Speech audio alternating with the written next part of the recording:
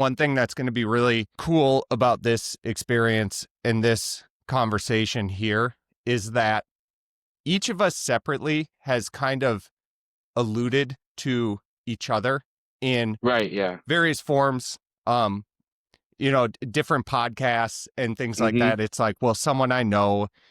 And Yep. it's respecting that boundary of like Mm-hmm. not wanting to overshare someone else's Yep. story, or Right. even misspeak.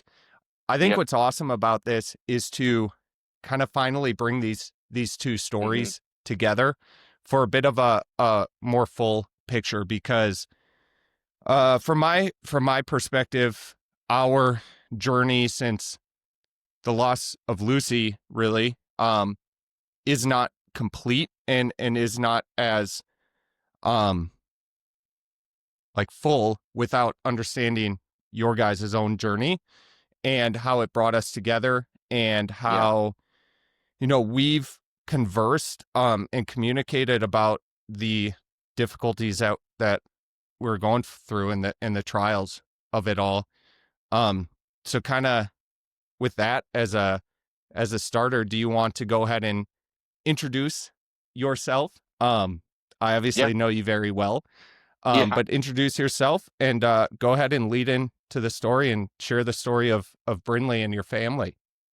Yeah. So my name's Zach Tauscher. I have my wife Jalissa and our 4-year-old son Cal. Henry.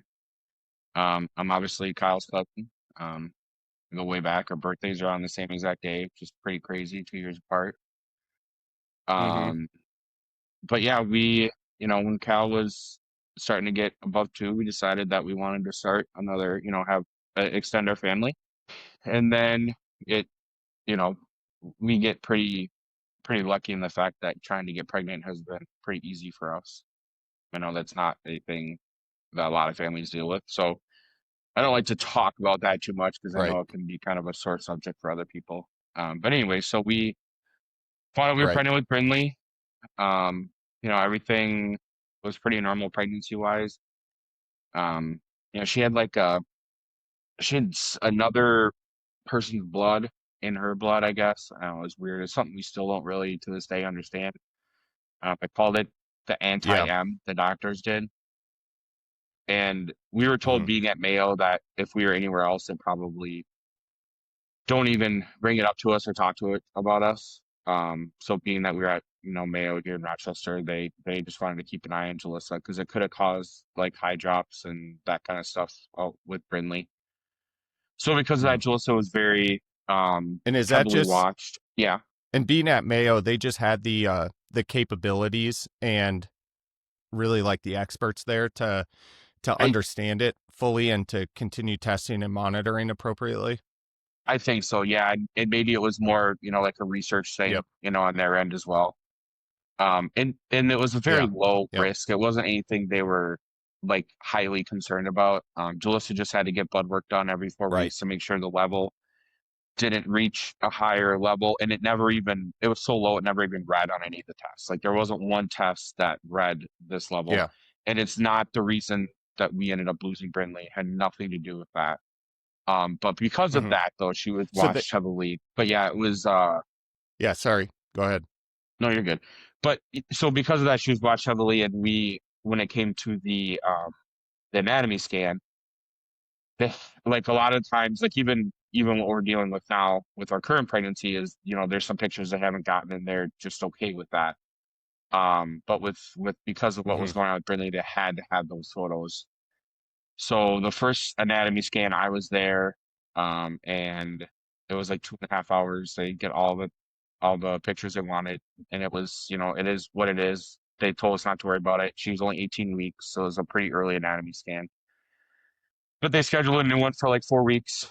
Julissa went to that one alone again because it was just hard for me. I mean, those anatomy scans, as most people know, are hour and a half to 2 hours long. So it's hard for me to get off work again. Yep. So she went to the next one by herself, and again didn't get all the photos they needed. So that put us at like 22-ish weeks. And then they planned another one for like 3 or 4 weeks away from that. And again, I didn't go. Um, but then that was the one. Um, so Jalissa went alone, and She tells it that the nurse came in, wasn't finding the heartbeat, um, and then went out and came back with the doctor, which in the pregnancy realm, is not ever a good thing. Yeah. And so they came in and told her that there was no heartbeat. So then Jalissa had to call me, and I was actually on my way out of town for work. So thankfully she called me when she did. And we're not call each other couple, we text. We don't really talk on the phone often. And I knew Yeah. what she was doing at the time. So I knew that she got an appointment, and I knew that the appointment had only been going on for 20 minutes. So when the minute she called me, I knew it wasn't good. Um, and so she asked me to pull over. Well, I couldn't because I was on a, and so I took to the next exit I could. She told me what had happened. Um, I sped my way to Mayo. Um, I probably broke numerous traffic laws. I know I did. I ran 2 red lights on my way there As because he I wasn't should. gonna wait. As he should. Yeah, Yeah. and my thought was, if a No. cop pulls me over, like my wife, like I don't care. Give me a ticket. I'm leaving. Yeah. Um, Yep. yeah, and I remember, and for those of you that don't know Mayo, well, it's like this entangled mess of 10 to 15 buildings with tunnels and stuff to get through it. Yeah. I haven't lived here a long, so I don't know my way around Mayo well. So I'm trying to find her, get lost and it end up in the birthing unit. Um, and I just remember going up to the nurse, like just panicked, crying, hysterical, and just like, I need to find my wife, trying to tell her what's going on. And thankfully she takes the time to walk me to the area where my wife was. Um, Mm. And I talked about, there's probably like 3 to 4 hugs that I remember in those first few days. Um, that first one walking in the room with Jalissa was um something I'll never forget. It's a guilt that I carry that I was not there for her on the day that she found out. Yeah. I will never miss an appointment. Like I would lose my job over missing uh a next appointment like that because I will never let her be alone in that moment again. And it's not like Yeah. she, blames me in any way whatsoever. Right. Um, Yeah. but yeah, and then And you can go ahead. I was just gonna flag. I want you to continue with the story of your family. But I definitely want to come back to some of those experiences with guilt that you've had, because I think Mm-hmm. it's something that all of us deal with, and it's your, no bones about it, your situation is intense and extreme, and Mm-hmm. I've watched you and gotten to engage with you, and I think it's a process that people could learn from for sure. So just flagging it. Yeah. Yeah, cool. But yeah, so those, and I know, Kyle, your situation is a little different, but those coming decisions that you have to make after that Right. is something that you're not prepared for. You're not prepared, like as you go through life, you're prepared to bury your parents, your grandparents. Hmm. Brothers and sisters would be one thing as well, but there's nothing to prepare you for dealing with this stuff when it comes to your child. You're not supposed to bury your own child. No, Um, it's correct. yeah, so like getting the question, like, do you have a funeral home you want to work with? And um, them telling Hmm. us that Julissa still has to give birth. That was the one that really, I think that's it sank in for both of us, what was truly going on. I mean, Right. obviously, like in your head, she's gone, but you don't think you have to do something with the body. I guess like it's not. I don't.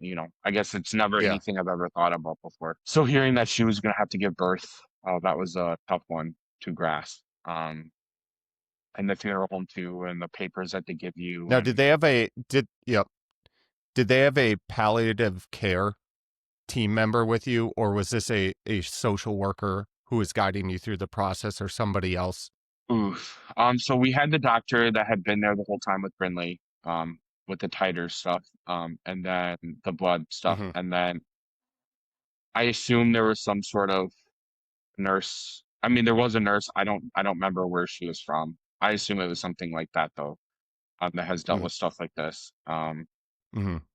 And I would say there Yeah, one specialist of thing, some sort. yeah, yeah. One thing we can say is our care throughout this whole process was absolutely amazing with Mayo.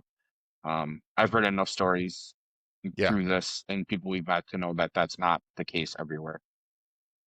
So I mean, everything was Hmm. as good as it can be in that situation. Um, but yeah, it was just they give us the option to right away go in and do the start Jalissa with the meds to start birth. And they even said like I don't suggest doing that. And we wanted to make calls, like we didn't want to have these calls come from the hospital. There's calls calling my family, calling her family, Right. sisters, friends, whatever. So we have made the decision to wait, and finding out that so Mayo has a bereavement team that's trained in this, and one of the nurses and the bereavement team has to be on Yep. staff when somebody is giving birth in this situation.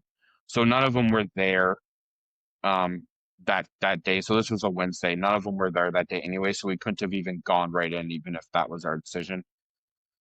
Um, we had been told Hmm. when we left that the induction was set up for that next Friday or that Friday at 8 p.m. It was a little bit longer than what we had wanted. Um, just thinking about my wife with a deceased baby in her belly and having to walk around with that is something I don't.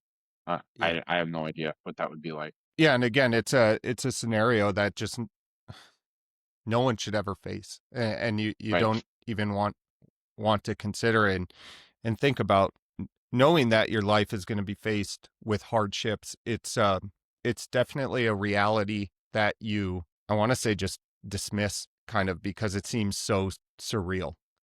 Yeah. Yeah, for sure. I mean, it like I don't know when it sank in. You know, I think it sank in at different times for both of us.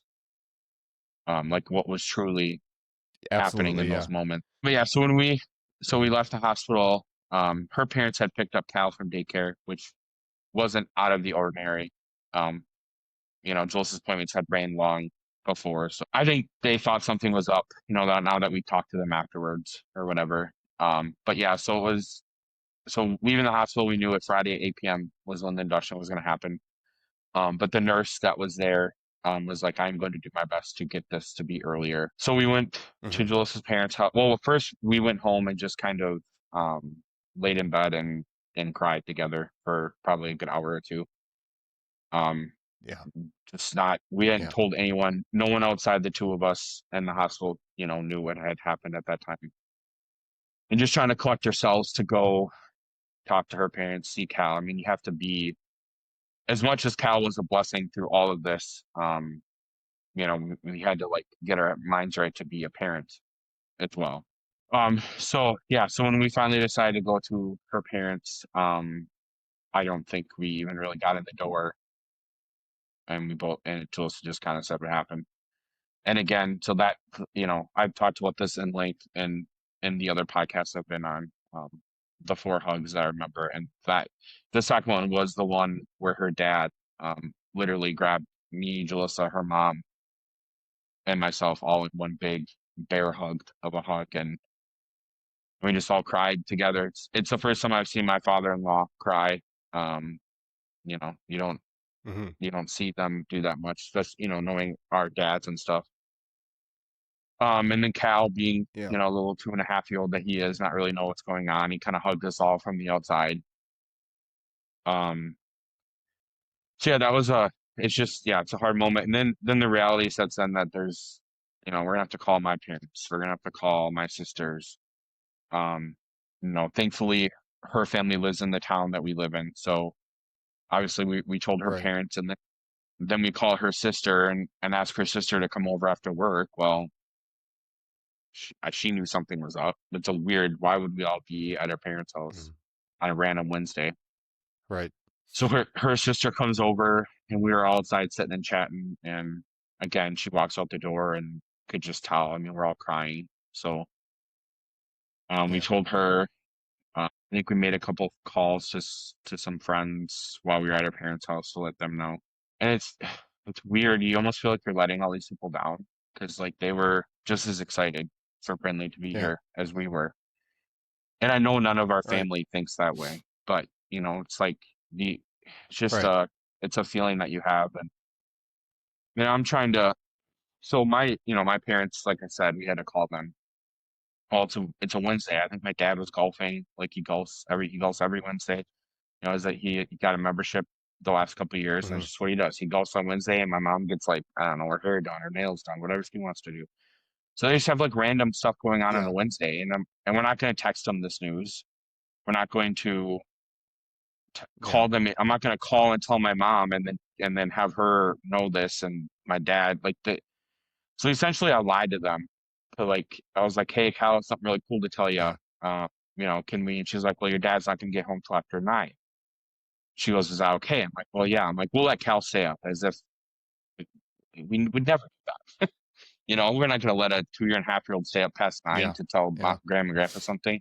So Yeah. yeah, remember, Yeah. I mean, you're a dad, that's not a thing. We're not going, and our parents should know that as well, probably. Yeah. I guess I've never asked them if they thought something was up, realistically. But I remember calling, and so we I we was gonna called ask both that. my. It, Go ahead. no, I was just gonna say the the process of communicating is very delicate and surprisingly energy intensive. And um, I we had a different lead in with kind of Hmm. the amount of time we had to think and process and just understand that, like, regardless of our outcome with Lucy, we knew that our life was going to be different than we envisioned. Yeah. um so there's a little bit of difference with regards to like our felt sense of loss in more so the short term. Still wildly difficult in every way, but Hmm. that process of having to communicate out. And yeah, you're right, it's like there's a lead in. You can't just call somebody and catch them at Target and I know share yeah. that type of news with them. And so it's like this balance of trying to be sensitive but urge them, like, could you get to a It's we spot yeah, where we can talk? yeah. And It's a then weird. you do plant it in their mind. They're like, what's going on? Hmm. Well, yeah, and like even so we had called my sisters before my parents, and again, like I don't call and talk to my sisters often. It's usually we're calling them Right. when someone's Right. pregnant or on a birthday, or they have kids of their own, so we call them on Birthday. their Yep. birthdays and stuff. Yeah. So it was not so for me to call them. Even I remember them answering the phone. They're like, "Hello," like that weird hello, like the question, like, "Why are you Yeah. calling me? This is weird." Um, Mm-hmm. and to add more to this, both of them were currently pregnant. Um, so like it added a Mm-hmm. whole different, thing. And our family had just, we just lost Lucy 6 months prior to this. So like it was in Yep. our family's heads. Like this was a new thing. So we had to break it to both my sisters, and I mean they're crying, it's just an emotional. And I'm like, you can't tell mom, you cannot talk to mom and dad yet. Mom and dad don't know. Yeah. So then, Mm-hmm. um, calling my parents and breaking, they're just having regular Wednesdays, and you're just absolutely hitting them with a bus, I know. they have no idea that this is the info Yeah. that's coming on the other side of this phone call. So those phone calls are something that I'm never, ever going to forget. I called my two best friends, my parents, my sisters, and then obviously we called you and Alyssa as well. Um, and so Yeah. like those phone calls are stuff that, I mean, I've really nightmares. I don't ever want to make those phone calls again. Again, I've Yeah. heard a lot of loss stories, and those phone calls are the ones that people really hang on to as being, it just was terrible. Um, Yeah. but on a good note, I am glad like we made that phone call to you and Alyssa for obvious reasons. You guys had visited us after Lucy had passed, and I've Mm-hmm. told you this before. I left when you guys left our house that night when you had told us, I think you were coming back from Alyssa's parents in Iowa. So you guys had visited us, and Mm-hmm. we had talked about Lucy and seen some photos, and again, like our life stories are crazy. Being that we're cousins, that we were born on the same day, 2 years apart. We have sons that are 2 weeks apart, literally.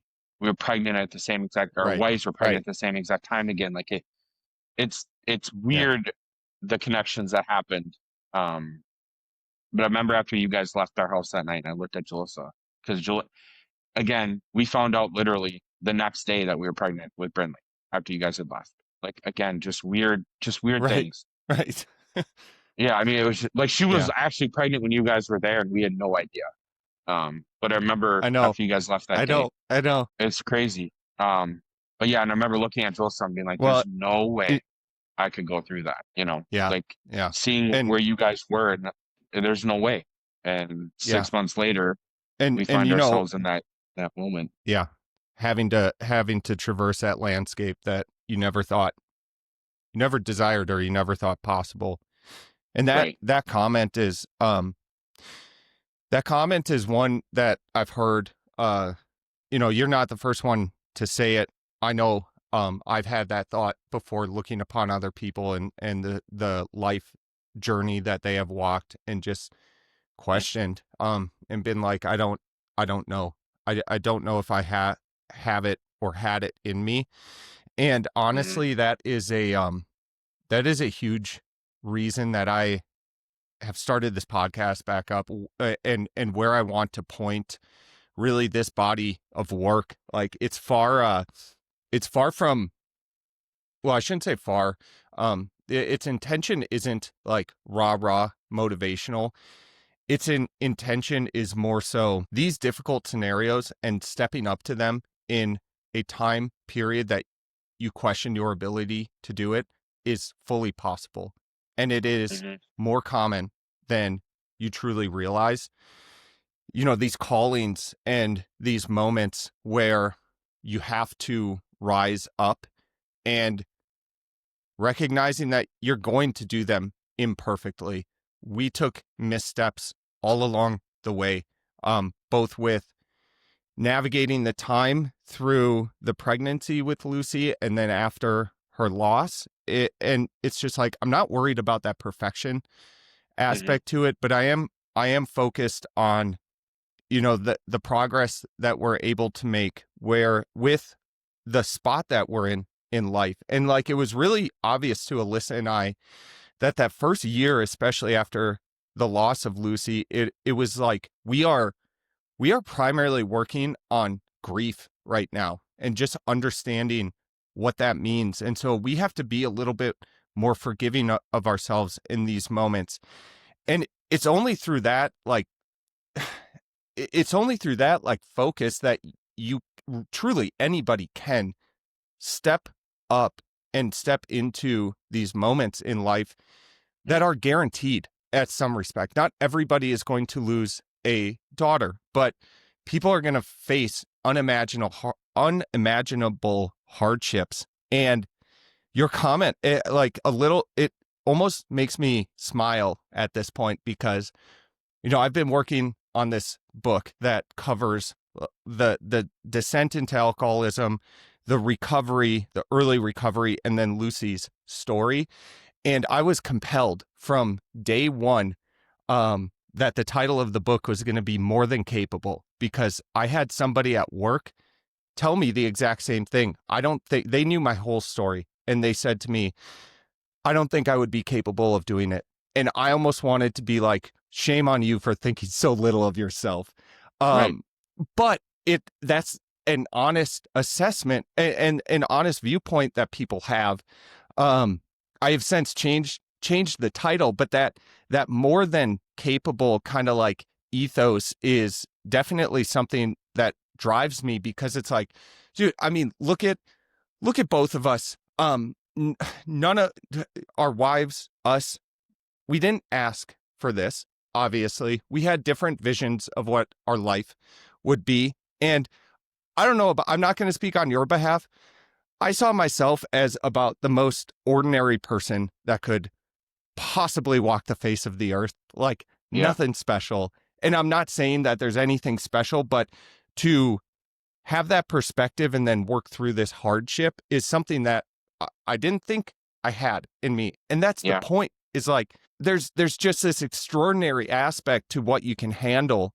And not what you can handle, but what you can work through, uh, if you're intentional, about it. So I don't think that comment, and I kind of went off there, but I don't think that like No, you're comment good. or perspective is unique at all. And I saw a lot of people No. that had it. Well, I remember when after everything happened with Brynlee, and I told you that story that I said that after you guys had left, and I remember your answer was, but you Hmm. can do it. And like obviously you hang on to Right. some things during things like this, and that was one of those things I held on to is like, okay, we can do this. We can. And again, like you said, you're not going to be perfect. No one's perfect. There's no perfect. There is no book on how to deal with grief in general. No, Um, Especially no, child. no. I mean, child I've loss is honestly, just I've there's looked. yeah, there's just nothing. There's nothing you can do. There's no right way. There's no, Yeah. and that's why I think a lot of these, and the guys in grief podcast I was on, they literally said they will say we did it wrong, and we're here to teach you to not make the mistakes we made. Hmm. And that's kind of, like you're saying, like Right. Right. we've all made mistakes. And I remember that phone call. There's two things you and Alyssa told us that night that that changed my perspective and Jalissa as well. So like we weren't gonna have Cal visit Brynlee in the hospital because like guys, Hmm. Brynlee was 26 weeks along. I don't know what at that point I had not known what a 26-week baby would look like. So Hmm. Jalissa, I remember Jalissa told the people that were gonna be there, like our parents, her parents, and her sister, like we don't know what she's gonna look like. Maybe prepare yourself. And you guys, and I remember having that conversation with Hmm. you, Alyssa, and you said you like she's gonna be perfect in every way. You need to have Cal there. And it completely changed. I mean, Hmm. I would say we were 3,000% Cal is not coming to the hospital. There's no way we're doing that. And you Yeah. guys completely flipped us. And I'm so grateful for that because it is those photos we have are the only photos we will ever have of our family of four. So Yeah. we are forever grateful for that. And the other thing you said was like you were talking about how some days your grief is different. You're like maybe you're a little bit ahead of Alyssa, or not ahead, but like in a different space.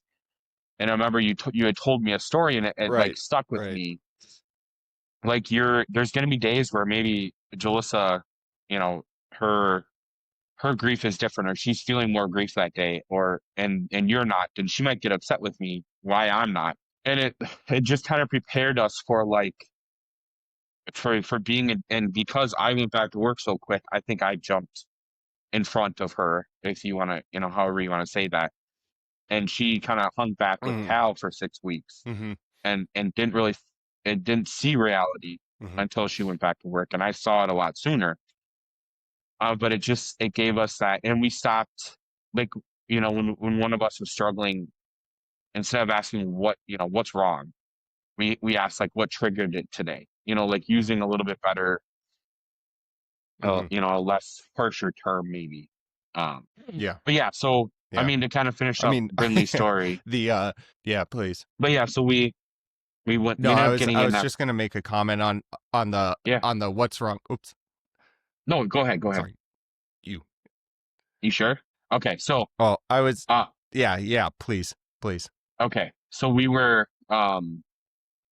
ended up getting in Friday morning. So again, we don't know if one of the nurses took an extra shift or how that happened, but we got in Friday morning. So that Thursday we kind of just hung out the three of us. I think we went golfing, the three of us. They don't I mean Cal kind of golfs. It's me golfing, Alyssa sits in the cart, and Cal does this, Yeah. what a 2.5-year-old would do on a golf course. And then I think maybe we got ice cream and Yeah. just kind of did our family thing, trying not to, Jill says carrying around Brynlee in her belly that's no longer with us. So that was, it's just a weird concept in general. But yeah, so we went in Hmm. Friday Yeah. morning, her Absolutely. with the plan of her parents coming in, my parents coming to meet Brynlee. And then my one sister lives in Colorado, so I mean it's just not feasible for her to come in. And my other sister does live close to us, but her Yeah. husband was away in the guards that weekend. So she was home with a toddler being pregnant. And depending on the time of Brynlee's birth, she was maybe going to come in just if it worked. And Brynlee ended up coming at like 10 p.m. on Friday night. We were going to bed and it was kind of crazy. They were like, expect they kind of told us to expect this to take 1 to 2 days, because obviously her body was not ready for delivery at the Right. time. Um, so we were going to bed. I was laying down my, cozy little cot that the dads get at the hospital. Um, and Julissa said she felt something. And so we called the doctor in, and her water had broke. We're like, okay. We asked the doctor, like, what does this mean? She goes, it's gonna be tomorrow. And we're like, okay. So we told our parents, go to bed, put Cal to bed. It's gonna be tomorrow. We'll call you tomorrow. I don't think I even laid down. And Julissa was like, I feel pressure. And I was like, okay. I was like, let's call the doctor. Let's Hmm. call the doctor back in. The doctor literally looked under the blanket, and I'm right there. And so Brynlee just came right out. I mean, it was just like that easy. We're all stunned. Doctor's stunned. I was stunned. Julissa was stunned. We were not ready for that.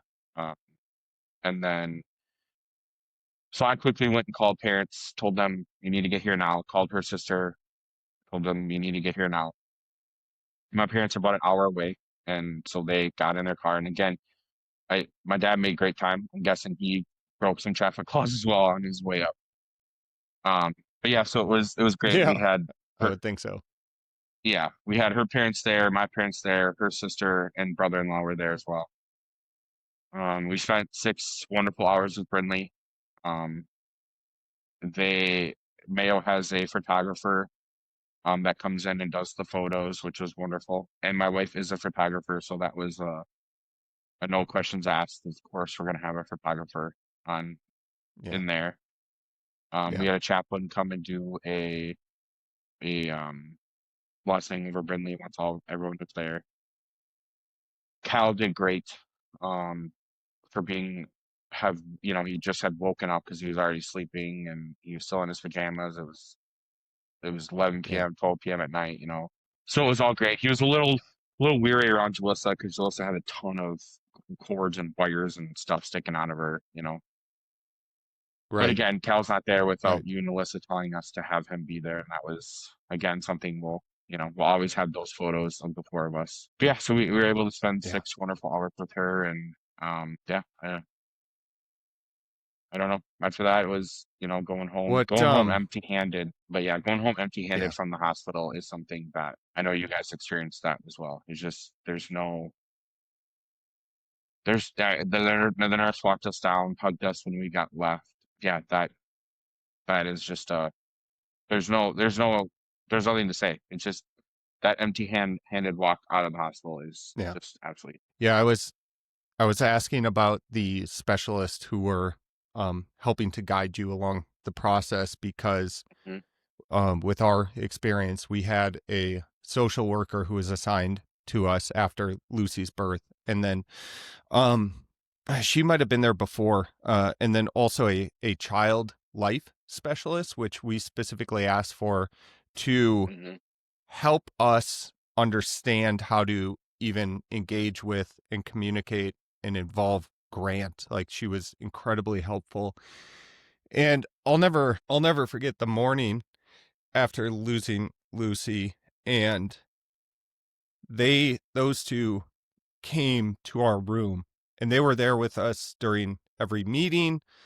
Um and we sought guidance from them throughout the whole time, but we're in this tiny space, and it's like there's basically enough floor space for like one of those mini fridges you have in a college dorm.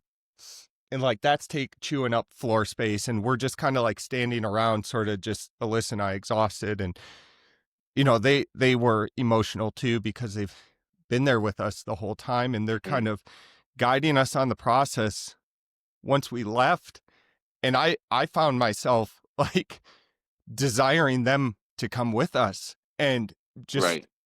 feeling so alone and fearful of that exit and that walk out. And you enter a world that can seem really uncaring and unaware. And I think it's about impossible to avoid those thoughts. I mean, I remember staring out the window as we drove home, and it's just like people are walking on the streets, businesses are open, um, can things just stop? Yeah. Is like really the sense that I got. Because your life stopped. So it's like you feel like all of life should stop, but it can't and it doesn't. And Yes. it's a hard reality Yeah. to walk, really. And I feel like that's where you have experiences where you can start to isolate in this period of like tremendous loss and grief because it feels like you cannot connect with others. Hmm. I mean, I will honestly say that selfishly, Alyssa and I, after you guys called us and shared the news, I think we kind of deliberately pulled to you three close to us, um, because it helped. I think it helped both ways to have someone that you can talk to and understand, like those visceral early days, the hours and days after a loss. But then the weeks, the months, and eventually the years to come, and like we still communicate in that manner. Hmm. um but I mean, we pulled you close because I think we saw the risk. I mean, I had, like, with my alcoholism, I isolated, right? And so I knew if I was going to stay the course that I couldn't do that. Right. And it just felt natural to pull you all close into that, like, really, really tight inner circle where it is just a different language that you speak. Well, there's just a different understanding, because you can And say could you all these detail? things. Oh, go ahead. Yes, Yeah, absolutely.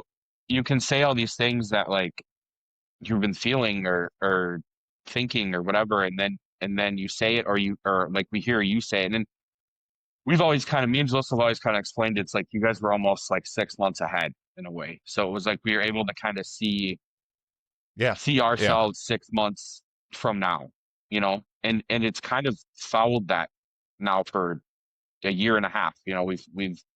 We've been behind, the 6 months, and just seeing it's like, okay, there you see that they're, you can see that you guys were doing good things or doing okay. It's like, okay, we can see ourselves, you can almost see a light. It was like giving us that energy to keep going. Seeing you guys be where you were, and like, okay, we Yeah. can get there. And I don't know how much our wives talked previously to any of this, really. But I know they communicate Right. almost daily now. And we're pretty, I mean, we've always been close as cousins, which again, like I've had a few of our aunt and uncles, you Hmm. mentioned, like and even I think your sister did as well. Like it's weird that we were the two cousins that this happened to, in a way, just with how close, our families grew up, Hmm. because we had, you know, our sisters are the same exact age. Even our sisters' birthdays are 3 days apart. It's just weird the similarities Yeah. our families Right. had No, our growing up. families are very mirrored across, Yeah, across generations. Yeah. it's very crazy. And so and we were thankful that, again, it's that thing where it's weird to say you're thankful to have people in this group, because I don't want anyone to experience child Yeah. loss, but you're so thankful you have the people that you have Exactly. and find the people that you find. One aspect that I struggled with that I don't think I've really articulated, and it, like, objectively, when I say it, it's not going to make any sense, but it was something that I felt um in walking the road of loss with Lucy. You think about it in terms of this is a 1 in 10,000 instance, let's just say, made up number. Um, Part of my almost comfort, the way I comforted myself was, well, if someone has to travel the road of loss, I'll pick it up. I'm sort of honored that I can do it. And what I didn't realize was how difficult it would be when I heard about other people having to go through it, because when I heard about someone else who might have suffered a loss, my gut reaction was kind of like, but I thought I could take that place. almost. Yeah. It's like, if I have to be one of the statistics, so be it. But I wanted other people to not have to suffer because of it. And that was just something totally unexpected. I honestly don't think I would have had the awareness of, like, why am I feeling agitated by hearing these other stories? And when it came down to it, it's like, well, I had this unexpected perspective on loss, that, like, hey, if I can take a seat at the table so that someone else doesn't have to, okay, that's the plan for me. And it's one of those learnings. It's just like, the loss and the suffering does continue to happen, and instead of now seeing it as like me taking anyone else's seat at the table, it's like, how do I ready myself to serve others who enter into this unexpected path in their lives? Hmm. Yeah, I mean, And a lot of what you, so you have really stepped up and stepped into this role in an incredible way, and kind of like wanting to hear you detail the journey of grief and acceptance that you and your family walked. Could you start with that and kind of get into, like, what are you doing now? Like, where has life led you that maybe you never expected before? yeah, I mean, it's crazy. So I remember we were in the hospital before Brynlee had come. I looked at Jalissa and I said, we're not gonna be able to do this alone. We're gonna need help. And I mean professional help. Mhm. Um, and from that moment, I think a big part of me was finding, I went back to work the Tuesday after we lost Brynlee. So we lost her on Friday. I was back to work on Tuesday. And I'm a sales rep, so I'm on the road a lot, almost the whole day. So podcasts are my thing. I just listen to podcasts. It's what I do. And I found Guys in Grief in it. Again, it was almost like, with you and Alyssa, seeing these guys, I mean, they're years into their grief. And it was like, okay, they're telling us things that Mhm. are going to happen. And so like I felt like, okay, I saw these things happening. And I think it helped me and Jalissa so much. Um, because I knew some things might come, or how to handle things, or maybe, like you said, how one day Jalissa might be grieving and I may not, and to know that this stuff is coming. Um, so it, in a way, it helped me so much, and that kind of like triggered a thing in me, like, okay, I don't, I want to make sure that every parent, and it's insane to say every, but like every parent that we can help that goes through this grief journey, to make it as good as we can make it for them. And like I said, Mayo was Mhm. top-notch care. I mean, it was great, but finding out that there's a cuddle cot, which, if for people that don't know, it's almost like a freezer thing that can preserve the baby and allows you to spend more time with them. Well, if we were offered it, we didn't understand it, or the way they said it, it made it seem like they were going to put Brynlee in a freezer and it would keep her preserved. That just sounded Mhm. not okay with us. But knowing that Mayo does have cuddle cots and Mhm. did when we were there, we could have spent the whole next day with her. So it's like little things like that where, like, Mhm. okay, our care was great, but how can we make this better? Um, and we found Emma's Footprints, which is a nonprofit at Erie, and that's kind of where it started for me. I don't I don't have a lot of passions other than being a dad and probably my sports teams. Those are the only things that truly I've liked Yeah. my jobs. Yeah, I mean, And I've liked my jobs. both of those are strong. Yeah. Yeah, very I'll very strong attest. passions. I agree. Yes. But I I've liked my jobs throughout my life, but I've never had a passion for any of them. And there was something that Mhm. just triggered in me, um, that I just want to help people, and we found Emma's. They allow you to do like what they call as a family fundraiser, which could be a golf tournament, a walk, some sort of fundraiser, and then all the money goes towards Emma's. And Emma's helps families that walk this journey. So we decided to do a walk last June, in our town. Just we literally put it together within 2 months. Um, my wife is a planner. It's what she does. She did a great job. It was insane the things Yeah. that we had at this walk in 2 months. Um, and the people that we had there. I mean, Kyle, your whole entire family was there. Obviously, other than you guys, because Idaho Mhm. is quite the journey. And Yeah. Alyssa was very pregnant at the time, if I remember. Or I don't know if you had the Hmm. baby.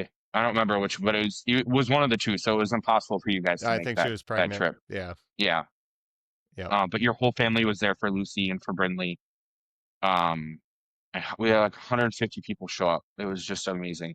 It's amazing Hmm. what family and friends will do for you in these times of need. Um, Hmm.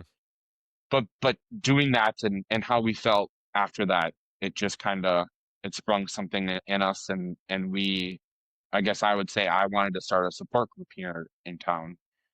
Because like that community that we've talked about, you're like, like you guys are our community in this, and finding more community in this loss is your friends and family can be there for you a lot, but there's something different when it's somebody that's walked that same path. Um, so through our Right. church here in town, we started a support group for infant and pregnancy loss. We actually have it tonight. Yeah. Now that we're talking about that, we have our a meeting tonight for it. We do it once a month. Um, the same four couples have come every week. It's been great, and it's very diverse. Loss, which I think is, there's a couple that's very young that experienced a miscarriage. There's us, and there's Hmm. ones where the baby, you know, far along. It's all sorts of stories, which is kind of great. So we're Hmm. really working on trying to expand that support group, um, as much as we can.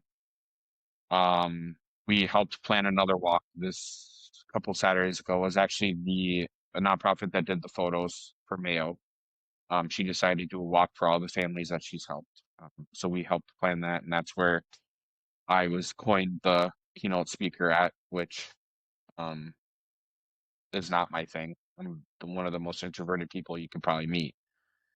Um, but there is something about Brynlee that just takes that all away from me. Like going on podcasts like this. I mean, this is my Hmm. third one, and it's just not in my thing. It's not what I do. But there's something about her that just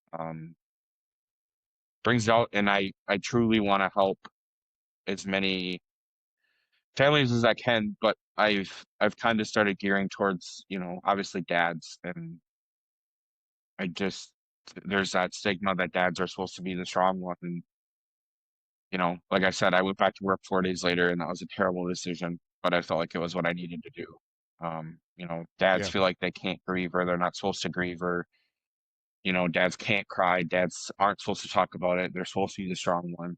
Um, and I would love to. I mean, the stigma in general around baby loss, it needs to be addressed in totality. But Yeah. I would love to, you know, like the Emma's has like a bereavement doula is what they call it. They go out to the hospital and they kind of steer what you're, like, okay, we're gonna do this. You're gonna do the photos. Like a lot of people think the photos are weird and don't want them, but like you're gonna want these 2 to 3, 4 years on the road. Yep. So Yep. they kind of steer, yeah, Yeah. steer your Absolutely. your experience at the hospital. And that would be something I would love to do Yeah.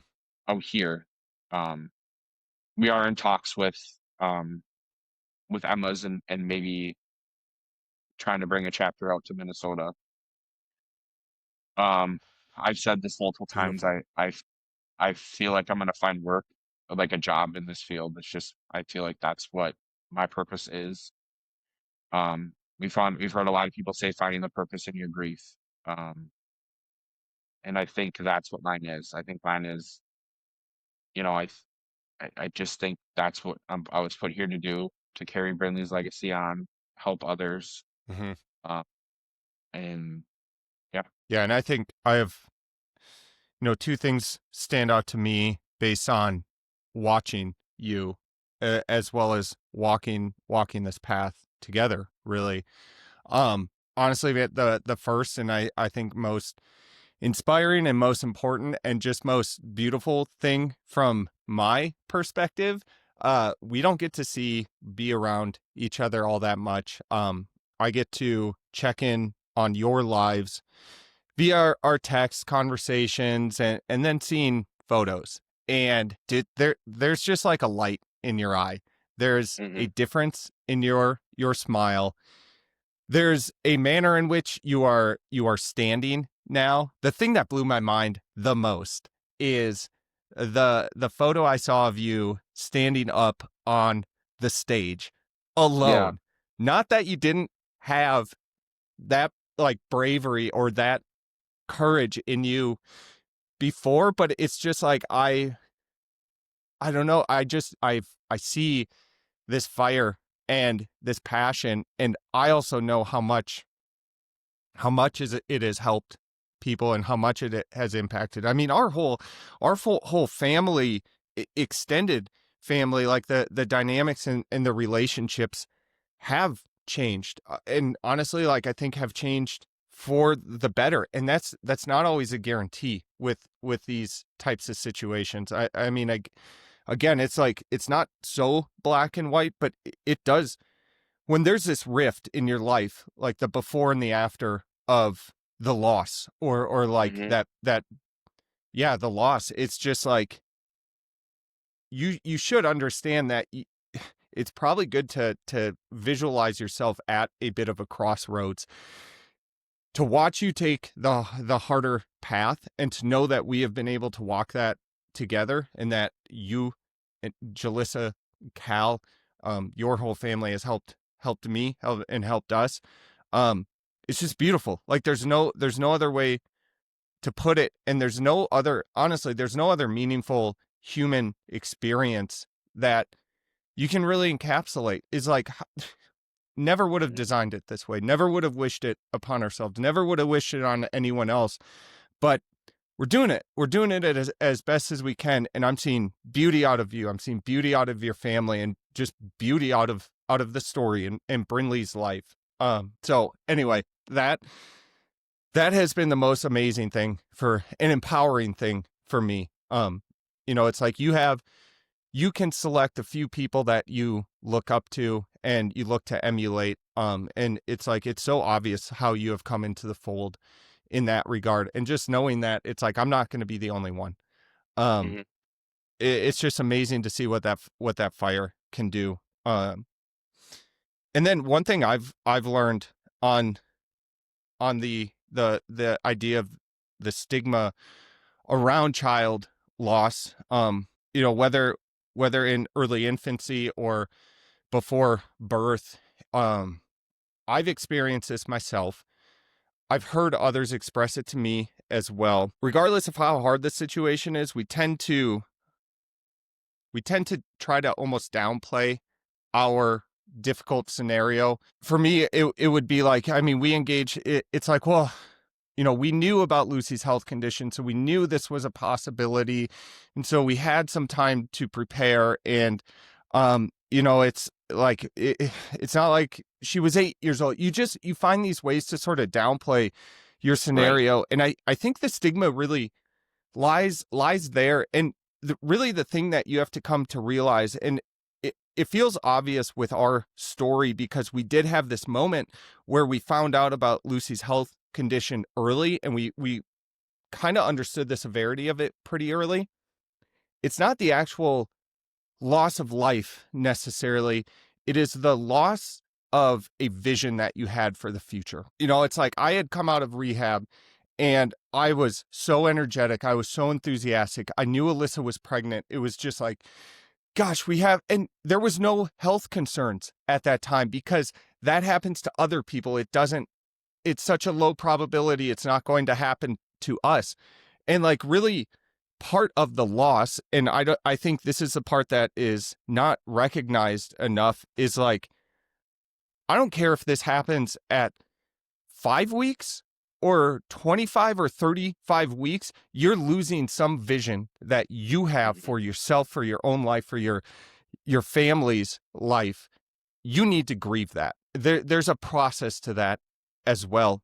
And again, I think that's all a part of the stigma, is like, people almost want to downplay their scenario and be like, well, I just it was just this. And it's like, no, no, no, Right. no. You lost something. Hmm. don't dwell in it. Don't get fully lost and sucked into the void of isolation, but acknowledge it. Acknowledge it so that you can work forward. Yeah. Yeah, I mean, I completely agree. And like I said, we have the one couple in our support group that had a miscarriage at 6 weeks. And I feel like they kind of felt the way what you're saying. And I remember like you guys, Mm-hmm. you're like, don't downplay this. Like because the minute you find Yes. out you're pregnant, like you said, you start planning everything. Like, like we Yeah. found out we were having Yeah. a daughter, and I'm sure you did the same thing. Like that girl, the daughter-dad relationship is such a amazing one. And like you start, and not that like Yeah. Cal does, I mean, he loves sports like I love sports. He's everything I ever wanted in a son. Like truly. It's almost scary. I Yeah. know it's scary for Yeah. my wife, like in a funny way, but Yeah. Right. like he is Yeah. a spitting image of me. Like he truly is. And I love that. But like there's that father-daughter relationship. And I know you Yeah. felt that too. And you just the minute it doesn't matter if you found out when you're 4 weeks, 6 weeks, when you found out you're pregnant, you start thinking of those things. And my hardest thing was seeing after I lost was seeing dads and daughters and just out and about. I struggled with that so much. And I Same. still struggle with that. Like it's so Yep. hard because it's like that got ripped from me. And and Yeah. and like okay, we are currently pregnant with with two girls. So like yes, I do get it back, Mm-hmm. but like I want it with Brynlee, and that just is a whole different Yeah. subject of like we're thankful we're pregnant, but also like Brynlee's the one we really, like it's such a weird concept to get into. But yeah, I just again like in the dad of the miscarriage, you could tell he's just been waiting to talk about this and let it all out. And that Yeah. first meeting he came to, Yeah. he let it out. And I remember looking at Jalissa, I'm like, this is why we're doing this, because he has not had the chance to do this Yes. other than to his fiance at the time. Other than that, like Mm-hmm. he didn't have this opportunity. And this is why we're doing what we're doing. And I had a dad after my speech last whenever that Saturday was, walk up and ask for my number. Because I ended my speech saying, I will give my number out to anyone here and we can talk, whatever you want to do. I sat down and I lost it because I had like held my emotion in until afterwards, and I just lost it the minute I sat down. But he walked over and it was bad, but bad in a good way. But yeah, he I asked for my can't do number. that. Mine just comes out. Yeah. Yeah, I I was so nervous. I think that was part of it too. I was just so nervous, so like I just wanted to get through the speech, Probably. and Yeah. then I just lost it once I sat down. Yeah. But yeah, I mean, because Yeah. like even we find ourselves saying, like we lost Brynlee at 26 weeks. You lost Lucy, after she was born. We're like, well, we didn't. At least Kyle, like at least Brynlee wasn't here, and then we lost her. Like we find ourselves saying that. Like you're saying, like Mm-hmm. you're like, okay, well, at least it wasn't Yeah. this, and that's not the way. It's Yeah. still. I mean, like it was still horrible and horrendous. It doesn't matter when the loss happened. Yeah. No, that's absolutely true. Well, I wanna give you some insight maybe in the moment here about a comment that you made where it's really like so you two are pregnant. Not only are you Yep. pregnant, but you have twins. Not only are you pregnant or Jalissa pregnant with twins, but you have twin girls on the way. Yep. It's a And lot. I want to get into this afterwards, but yes, and I guarantee and I know you're holding your breath. And I want to talk about that and kind of actually close there, but I have insight or an experience that hearing you talk through that, I think you're going to go through. And it was, with the pregnancy with Eric, it was bated breath. Like we're doing all of the appointments again with the specialist. We're monitoring for a health condition. Even though everything seems good, Hmm. we're oddly restraining our excitement. And we were aware. And we understand like it was very protective. And we just kind of let it let it be. We let it run its natural course. We didn't get too upset with us. But Eric's born. He starts crying. The huge wave of emotions hit. Like I think a lot of tension was relieved at that point. But it was my first time holding Eric and looking down at him, and he was awake looking at me. And I had this realization that it's like, and I could just like feel it. I could absolutely feel it. It's like my heart, my ability to love for Alyssa grew, and a new space opened up in my heart to love Eric. And there was a void.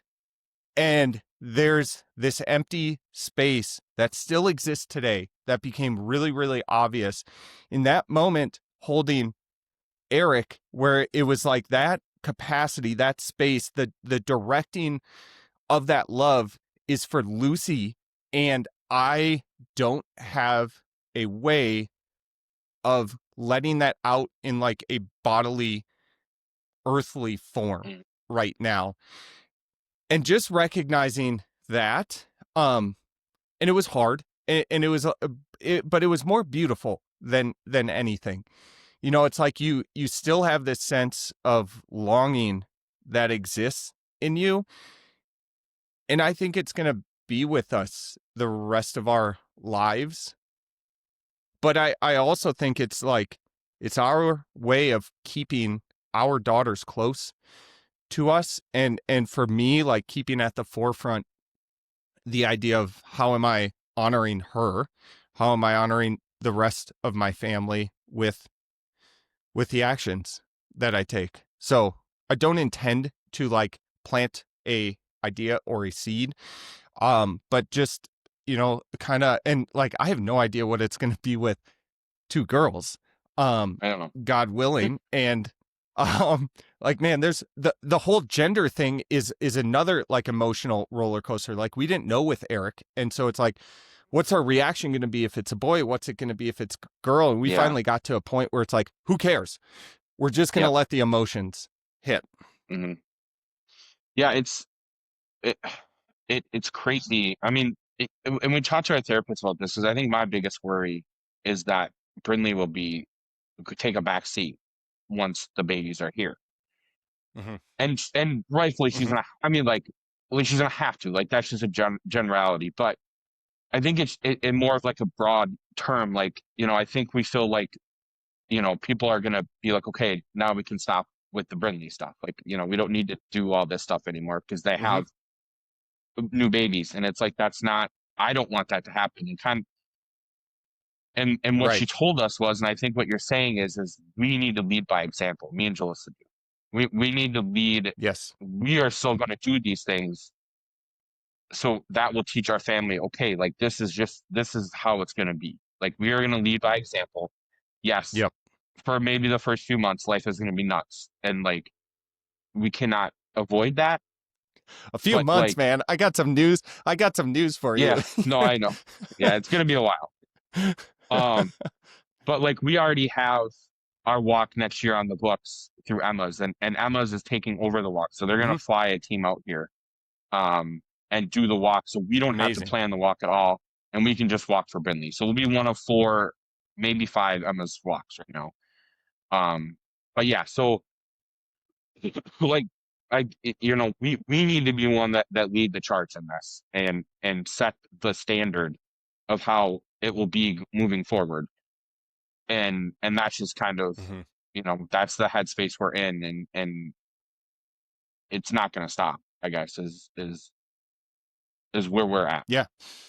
And I wouldn't even look at it or think about it in terms of her taking a back seat. It's just Right. the best language that I've come to with all of this is both the addiction recovery and then grief recovery, if you want to call it that, is just finding the new normal. Okay, it's like there's going to be a lot of chaos, a lot of change, and you just have to be focused on like riding with the waves, and they're gonna not necessarily mellow out, but everything's going to adjust, and there's going to become this new like normal pattern. And Right.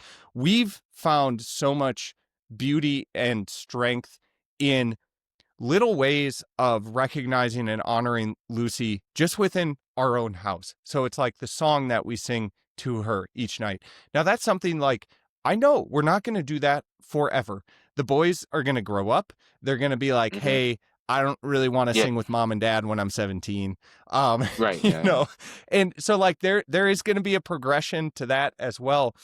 But it's even like we have a very small like footprint of her that is framed, that's kind of, it's not hidden, but it's viewable by us. We always know it's there in the house, and it's just like her, it's a way of honoring her presence. Grant has his photos with her, which again, like the encouragement to, if you are in this situation, to get the photos. It's like, just do it.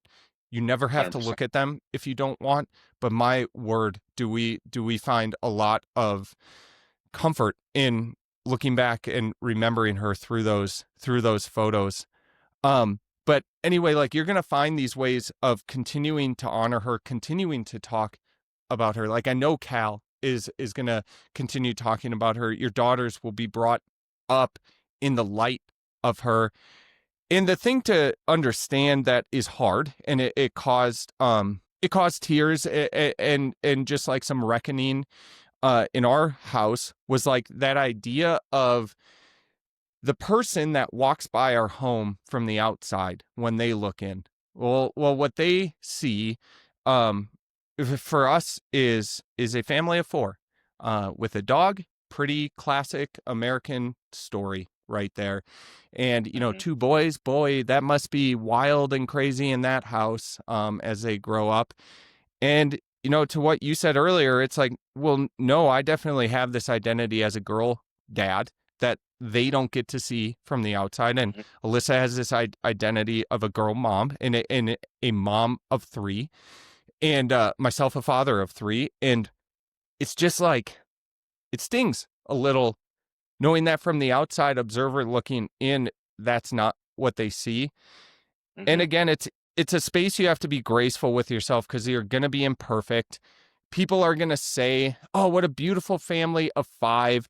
And you're going to have that impulse to be like, "Do I correct them and call them out, or do I just nod my head and smile?" Yeah. Mm-hmm. We're, again, we're far from perfect in that regard. I don't think, it's uncomfortable to have to bring that conversation up. And sometimes it's like you're a little bit peeved, and so it does come up. It's like, no, no, Yeah. no, we actually have three kids, and you'll learn, that your intention is not necessarily to make the person feel like they want to put their foot in their mouth. Um, but it does happen. But like Mm-hmm. those are really like um the adjustments that I and Alyssa felt along the way, more than anything. And honestly, man, like, I think, I don't know, I'm gonna state this, and then like you confirm and let me know how it actually is. Like, do you feel like you guys are just holding your breath right now? Oh, 100%. I mean, I remember in the beginnings of the pregnancy, every time Zilsa went to the bathroom, I just thought I would hear her yell that there's blood. Like every single time. And that was not Yeah. a thought in Brynlee's pregnancy or Cal's. I mean, you know that miscarriage is a thing, but you're much more aware of that Yep. now. Um and and maybe when we Yep. got past the 12 weeks, the like going to the bathroom thing kind of stopped for me, because like you get past the miscarriage stage, but obviously we both know that there's no safe Yeah. zone. Yes, I mean it's, and we No. just got past, so we lost Brynlee at 26 weeks. Jalissa is 27 tomorrow, actually. So getting over that Yeah. hurdle of where Brynlee was lost in the pregnancy was a whole, that was a whole different thing. And like we've talked, every appointment we go to, you're just holding your breath until you see those heartbeats, or they confirm that there's two Hmm. healthy heartbeats or whatever. We had one experience where the doctor just started doing her thing with the photos, all the photos she needed, didn't really acknowledge heartbeats at all. So since then, we've Yeah. kind of like walked into the room and said, "Hey, we are lost parents. Can you just tell us if there's Yep. heartbeats and then you can move on with whatever you got to do?" Yeah. Um, and Amazing. that's what I think in general we have found in this whole thing is advocating for yourself in ways like that. Just being Yes. honest, like uh, that for that one time. I mean, I'll never forget. Like I was probably, I mean, it probably wasn't 10 minutes. It felt like 10 minutes before like we got the answers we needed, and we know our parents. We know our parents know every appointment we go to, so we know they're waiting Yeah. in anxiety. Yeah. Um, Hmm. so it's yeah, you're just I feel like everyone is like, oh, it's going by so fast, and then we're sitting here. It's like I just want like it's not going by fast. I don't feel it. I feel like it's dragging. Like I feel like my wife isn't pregnant for 2 years, Yeah. Yeah. and it's just like yeah, Well, it and she kind of has been. If, kind of yeah. If you I guess if you look at it that way too, yeah. But yeah, it's just like right. it's and it's never. I think the doctors could legitimately tell me I 2000% these babies are gonna be here and nothing will go wrong. And I just still think there's nothing that anyone can say to me that's gonna make me um feel better. I mean, there just isn't. And it's crazy. Like I listen to all these podcasts and a lot of them are just parents telling their story. And then you hear of all these ways of babies being lost, and there's so many. It's just there's so many, and it helped me so much because it was like, okay, there's people out there that are going through this like we did. But now it's like now that we're pregnant, it's like, oh my God, I know all these things that can happen. So now it's like backfiring in a Yes. way because now it's like, and even when they're here, Yeah. there's no, Yeah. Yeah. yeah. I mean, the anxiety is I just, mean, and you know, yeah. Yeah. Yeah. This whole process is um an experience in the loss of innocence, and yeah, that kind of sounds weird for two guys in their 30s to say and talk about, but it's really what it is. And it's like you look at every single person who is close to us, and in some regard, whether they were the grandparent, whether they were the great grandparent, the cousin, the sister, or the child, there's a loss of innocence that happens with everybody in this regard, and it's been different for Grant. And we've, man, honestly, like we should have a whole nother conversation around like the bringing up of a child who is aware of death, aware of loss, um, and some of that longing to step into the role of the brother. It's just hmm like above all, that's one of the main things is like you see the world a little bit. You see that hardship, yeah, what is possible. And the way I always said it, that kind of not frightened me, but just like kept me checked in with reality, is it's like God doesn't give you a debts paid on like grief or hmm hardship card. It's like, and I remember one of the biggest moments for me, we both attended, and I'm actually going to drop their information in the description here. We didn't talk about them much, but they were so imperative. We both attended Faith's Lodge, a grief retreat, and our counselor, or our leader for that weekend, she shared her story, and she had lost two kids within the matter of years of each other, wildly different circumstances.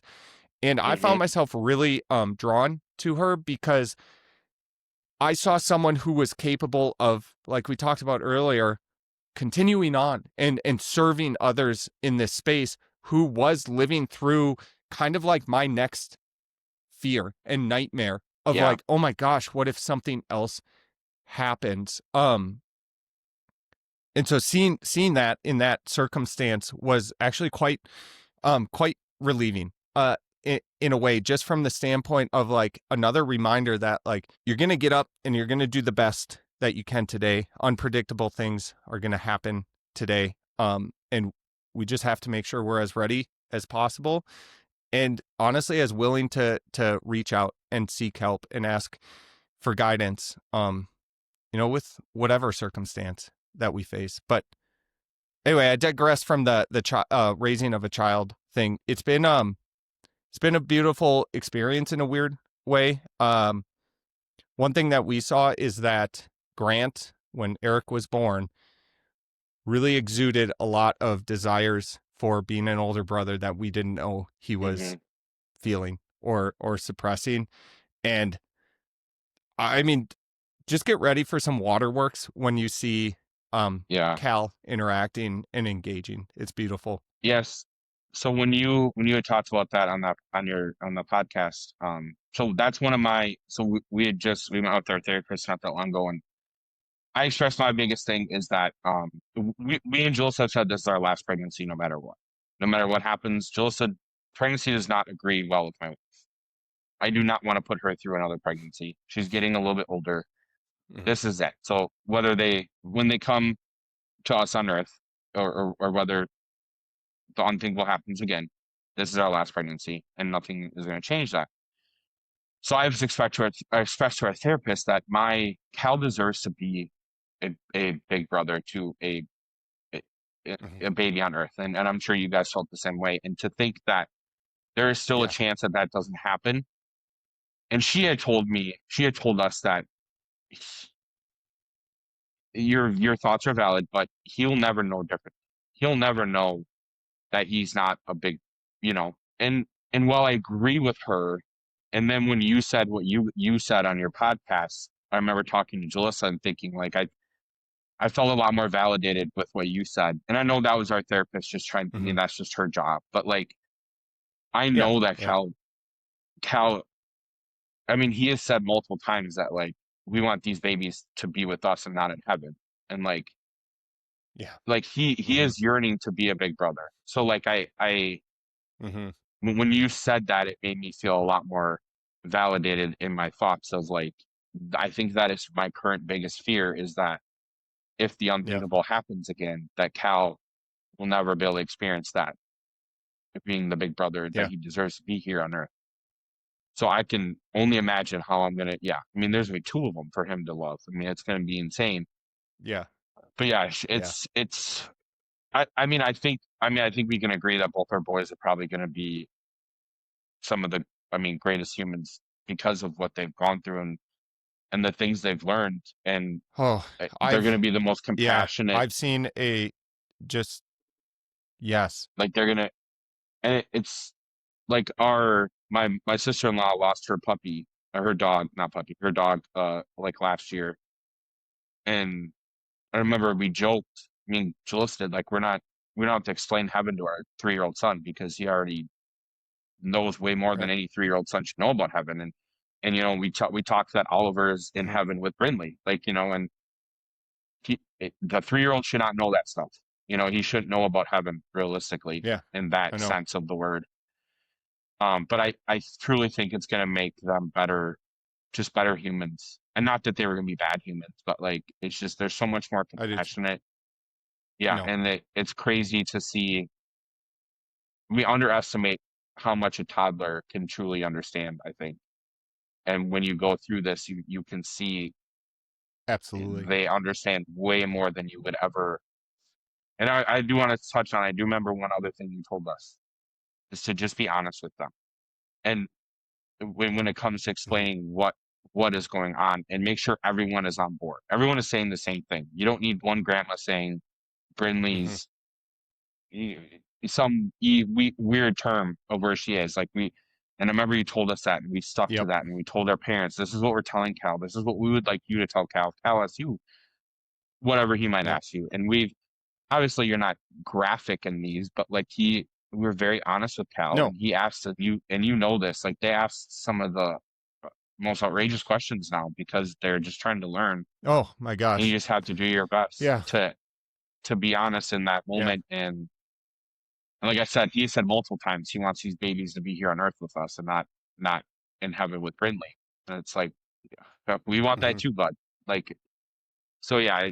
I think giving them a little bit more credit in general, But yeah, they just understand so much more than we could ever have. Yeah. And yeah, they do. And it would be foolish and unfair to say that they have not been a part of our healing journey as well. I Yeah. know I know parents who have lost, who have lost, and it's their only child, and there's an identity confliction about, am I a parent?